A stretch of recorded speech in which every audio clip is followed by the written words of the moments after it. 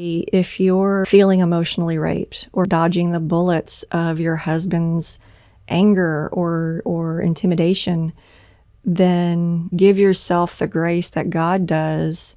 I heard it a long time ago, God has a different economy for all of us. How rude would I be if I came upon somebody who's dodging bullets or recovering from a rape saying, have you had your quiet time today? I mean, those people are in the broken reed and smoldering wick category with God. Welcome to Coffee with the Couple Cure, where we share practical tips for your relationship before you finish your first cup. Here's Jay and Lori Pyatt. Hi, everybody, and welcome to another episode of Coffee with the Couple Cure. My name is Jay. I'm Lori, and today we're going to be talking about distance from God. And I think when I would have heard that topic during my healing years, I would have assumed it was about the addicts' distance from God. But today we're going to be talking about the betrayed wife's distance from God. Do you want to kind of lead in with how all this... Yeah, so when we started this business, it was kind of an emergency. We had been doing well with our relationship. You know, I had a good job, and very unexpectedly, we were I was unemployed, and we began thinking about, what are we going to do next? And it was kind of a scary place because I was not able to find a new job, and this business didn't take off very quickly. Mm-hmm. A lot of fear, I think, for me and for her around this. Mm-hmm. And it's easy to lose sight of God when you're working from a place of fear. Yeah. And we're not downing fear. To me, fear is just your body saying, okay, something's not right here. Where I go with it is something I remember telling a young mother. She'd had two babies quite quickly, in succession. So she had two small ones at home. And she's like, I just don't have time with God anymore. And what I told her was, I'm a firm believer. And this was way back before the last D-Day. It was kind of in the middle of the lull in our marriage, the long lull. But what I told her was, you've had this long relationship, close relationship with God, and now it's like putting feet on that. Now it's taking everything you learned and wearing it on a regular basis. And, when the kids start driving or when they mature, that will phase back in. Mm-hmm.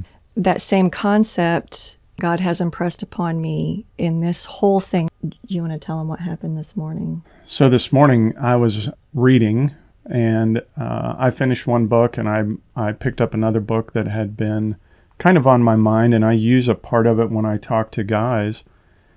It is called You're Special by Max Lucado. It's a great little book, and it's maybe 10 or 12 pages. It's like a children's book, but it still reminded me that even though I'm doing the work of God, I'm not necessarily connecting with God. Mm.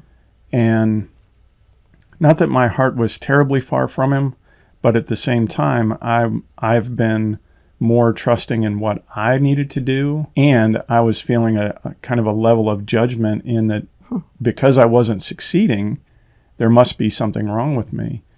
And in all of this, I was kind of pulling back or holding God maybe a little too far away and not truly connecting with him. And so this little book kind of reminded me that it's not about what other people think. It's not about how I perform. It's about me staying connected with him and allowing him and his beliefs about me to have an impact. Mm-hmm. It's funny that this should happen today because yesterday during my quiet time, I ended it and I was just like, wow, I'm ready to get back to God. I'm ready to get back to a closeness with him that I used to have. And when Jay told me about what he had read this morning, what I told him was, I used to be so close to God before you and I met. And then it's just felt like I've been kind of in survival mode. Not necessarily the whole time, but, even early on in our marriage, I did a lot of deep inductive Bible study that was extremely beautiful, and it brought me closer to God. So it hasn't always been this distance from God, but it was also not like what it had been before, where it was just me and him and this love story and falling head over heels in love with God and just having this close relationship, daily relationship. I went from that to being married to Jay to almost immediately this issue, the porn and other women issue, the angry blow-ups and that sort of thing. Like, I'm holding on to God to keep my head above water. We had about 4 or 5 months that I was like, we are gonna be okay. Like, I can feel it. I could sense the change in him. We're gonna be okay. And then he lost his job. And then it was like, okay, we're in emergency mode again. And I just want to make it clear, he didn't lose his job over this. He lost his job over the falling gas prices you guys are enjoying or have enjoyed the last couple years. And he was one of the highest paid people who didn't have his hands directly on product. So those were the couple of criteria. He fell right into it. So on this side of it, though, we can see why that happened, because now we're doing what we didn't think we'd do until we were retired. Right. So anyway, that's a rabbit trail.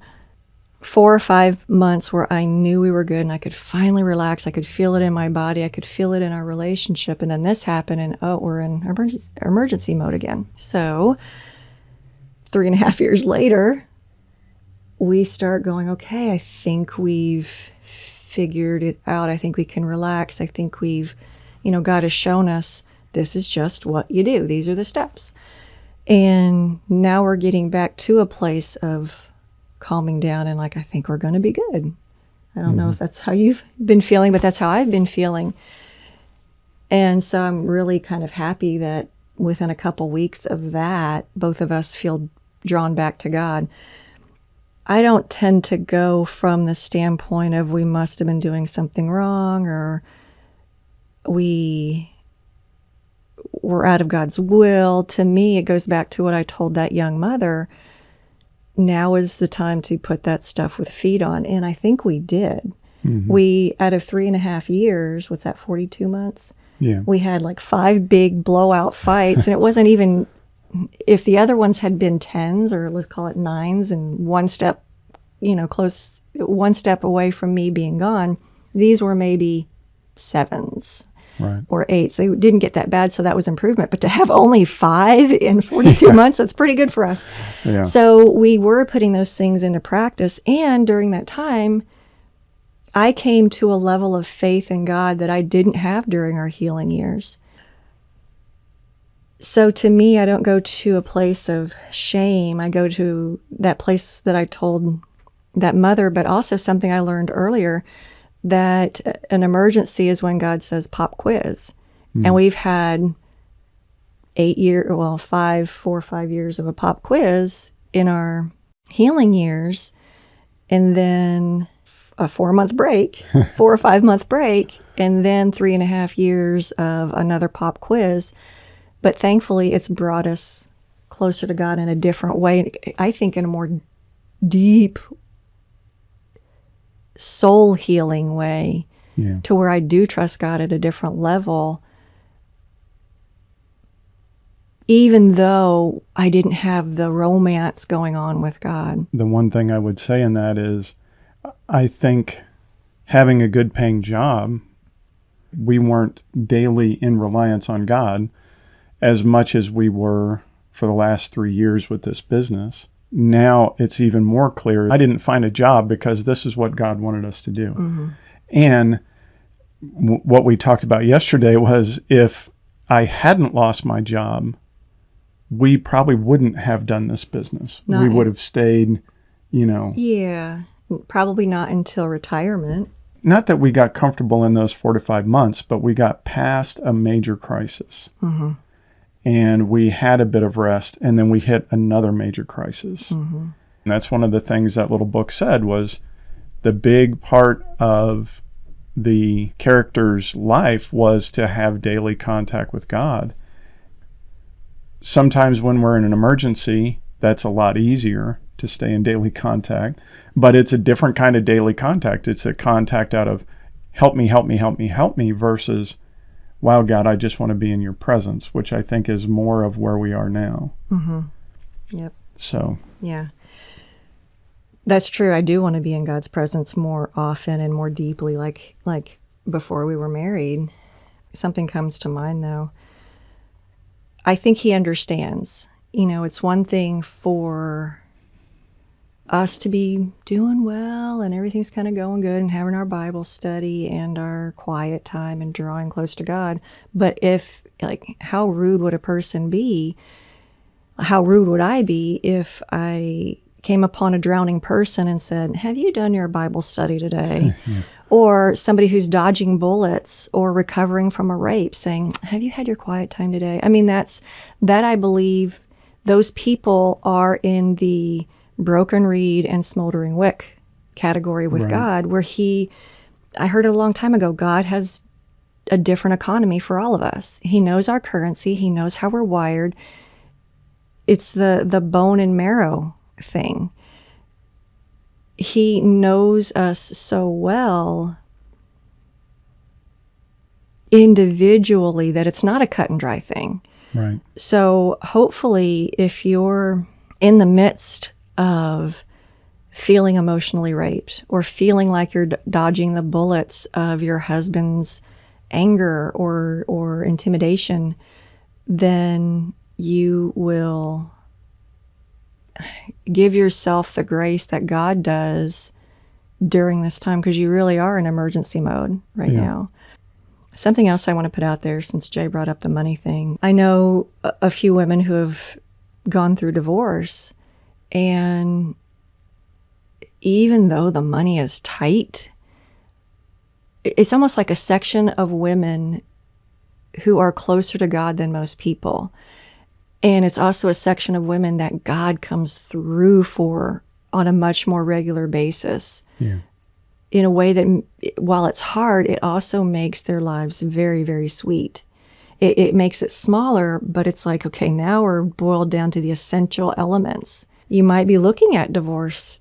That could be a benefit of it. Even though it's hard, even though it sucks, even though it's going to be difficult financially, you might be brought into a relationship with God that most people are not.